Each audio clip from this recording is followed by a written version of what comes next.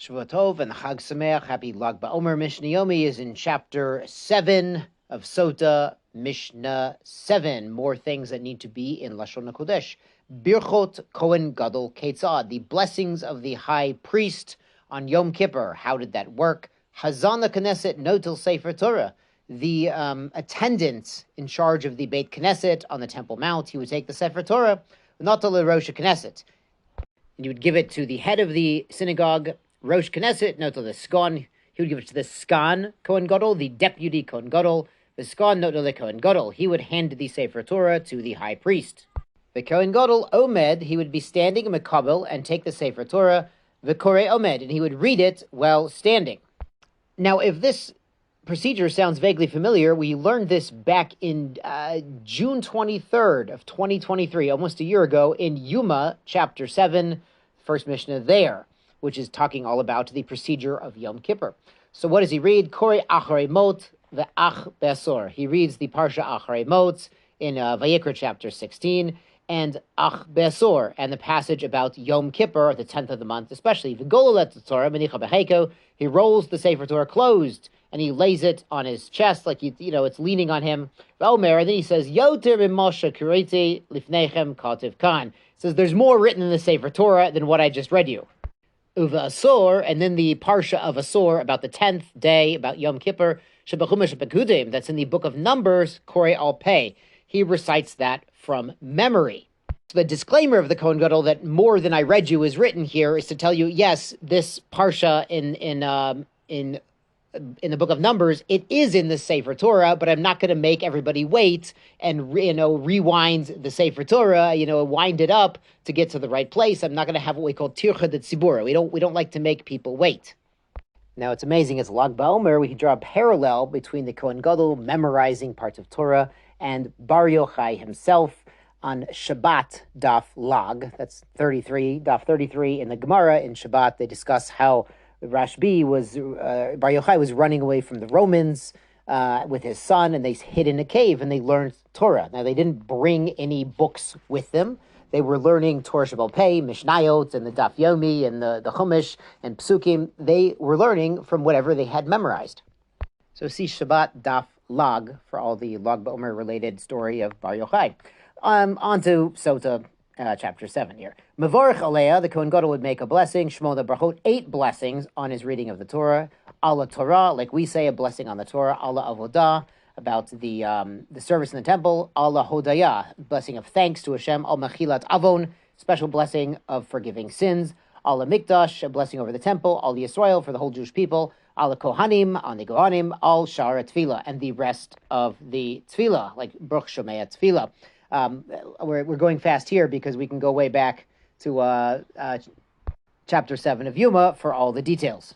Now on to Mishnah 8, the mitzvah of Hakhel, of gathering together the men, women, and children to hear the king read from the Sefer Torah in the temple.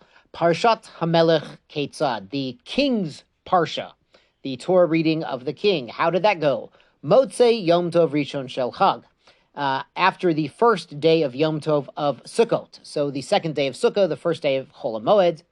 Bashmini, on the 8th year, B'motzei Shvit. That's the year after Shvit, after the sabbatical year, the 7th year of the cycle. We just had one of these. Osin lo bima, they would make a bima, a platform shel eitz b'azara, out of wood in the azara. Now, we normally don't add things onto the azara, but for the mitzvah of Hakel, it was permitted to add this platform. Hu yoshev aleha, and the king could sit there. Shnamar, as it says in Devarim chapter 31, Miketz Sheva Shanim, at the end of 7 years, B'moed, during the festival, etc., and it's telling the king to read this Torah in front of all of Am Yisrael. So how do they do it? Chazon HaKnesset notil Sefer Torah. So the Chazon would take the Sefer Torah from the Beit Knesset on the Temple Mount. Not the Rosh Knesset, give it to the head of the synagogue. Rosh Knesset notil the Skon, he would give it to the deputy Kohen Gadol. Skon notil the Kohen Gadol. He give it to the Kohen Gadol. The Kohen Gadol, no, the Melech. The Kohen Gadol would give it to the Melech, the king. A Melech Omed Mekabel v'Korei Yoshev. He would stand to receive the Torah out of the honor of the Torah, but he was actually allowed to sit when he was reading from the Torah. Now, Agrippas HaMelech, King Agrippas, Amad v'Kibel, he stood to take the Sefer Torah, Vikara omed, and he remained standing while he was reading from the Sefer Torah. They probably had a little stender for him to place it on, but he was stood up. V'shabchuhu chochamim. The sages were there, praised him. A king is not supposed to waive his honor that's due to him, but here he was giving honor publicly to the Torah. He was showing the importance of the Torah. Now, there's another reason he probably acted differently from prior kings. When he got to the Pasuk, which is in Devarim chapter 17, verse 15, you can't appoint or elect a stranger over yourselves. So you can't have somebody who's not of Jewish ancestry be the king. I think the Lahavdil, I think the U.S. Constitution says you have to be born in America to be president. So they're just copying us. So when Agrippas got to this verse, Zolgu Einav Demaut, his eyes welled up with tears.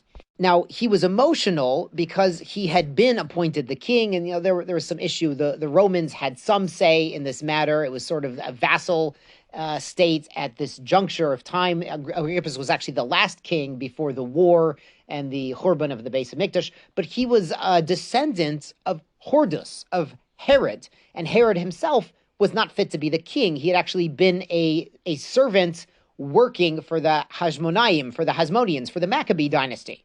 And the Gemara in the first chapter of Bava Batra actually details how he seized power from the Maccabees, the Hasmonean dynasty, and installed himself as the dynasty, as sort of a subservient to Rome dynasty, but his own ruling dynasty. And Agrippas was a righteous king, but he knew he had descended from Herdus, from Herod, and he was upset. Amrulo, so the people told him, Al tityare Agrippas. Agrippas, don't be afraid. You're not going to be punished for ruling over us. Achinu ata, achinu ata, achinu ata. You are our brother. You're our brother. Really, you're our brother. Now they're pointing out your mother was Jewish, even though your father might have been the son or the grandson of Herod and was not fit to be the melech and not really fit to be anything. But your mother was a nice, kosher Jewish woman. And now the Mishnah gets back to what the kings would read generally. The Koreh, the king would read, Mitchilat Ele HaDvarim, from the beginning of Ele Dvarim, Ad Shema, until chapter 6 of Dvarim, when we get to Shema Yisrael. The Shema, and he recites the Shema, and then V'haya im Shemoah. And the next passage, Haya im Shemoah, in chapter 11 there, which is the second section we read as Shema during our morning prayers and evening prayers. And you would read Aser Te'aser in chapter 14, discussing the tithing and the gifts, the matnot to the poor. Ki Techole La'aser, when you're finished tithing, in chapter 26, which discusses the procedures of tithing. Parshat HaMelech, and also the section about the king. In chapter 17 of Devarim, Brachot Deklalot, and he would read the blessings and curses that we're familiar with, Ad Shegomer Kol HaParasha, until he finishes the entire parasha, the entire section in chapter 27-28.